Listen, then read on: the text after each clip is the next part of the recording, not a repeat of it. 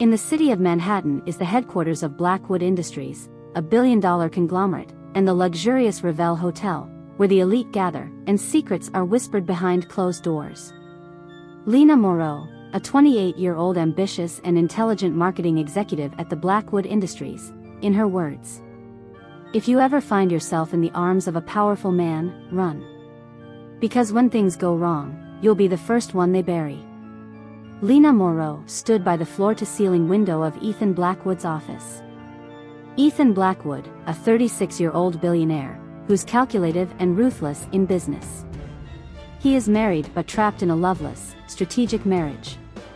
Lena could still taste him on her lips, still feel the way his fingers had traced the curve of her waist only minutes ago. "I shouldn't be here," she murmured, though her body betrayed her words. Ethan gazed at Lena with dangerous intensity. "You say that every time," he mused. "Yet here you are." She turned to him, "And one day, I won't be." He replied sharply. "Let's hope that day never comes." The moment was interrupted by the sharp buzz of his phone. Ethan grabbed it, his brows knitting together. Then, his expression hardened. "What is it?" Lena asked, taking a step closer. Ethan exhaled sharply, tossing his phone onto the desk. "Nothing." But Lena wasn't stupid. She picked it up before he could stop her. A single message glowed on the screen. "Unknown number, I know about her." Lena's stomach tightened. Her fingers trembled slightly as she set the phone back down. Ethan became worried and Lena asked, "Who sent it?" "That's none of your concern." Ethan brushed off. "None of my concern?" "Someone clearly knows about us, Ethan." Ethan stepped forward, and tried to calm Lena, promising to handle the situation and find out who was behind it. Still, the unease settled deep in Lena's bones, but she forced a smirk. "Just make sure whoever they are, they don't have proof." That night, Lena left Ethan's office but couldn't shake the feeling that someone was watching her. The city streets blurred past her as she drove home, the tension in her chest refusing to fade. She wasn't paranoid. She knew what paranoia felt like.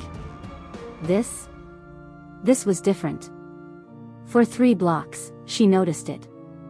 A black SUV. It didn't speed past. It didn't fall too far behind. It just lingered. At a red light, she dared to glance in her rearview mirror. The headlights blinded her, making it impossible to see inside. Then, just like that, the SUV turned down a side street and vanished. Maybe she was overthinking. Maybe it was just a coincidence. But when she reached her apartment door, her hands shook as she slid her key inside. She wasn't safe. She knew it. Lena kicked off her heels, her nerves still raw, and grabbed a glass of wine. But just as she raised it to her lips, she heard a knock at her door. Her heart skipped a beat.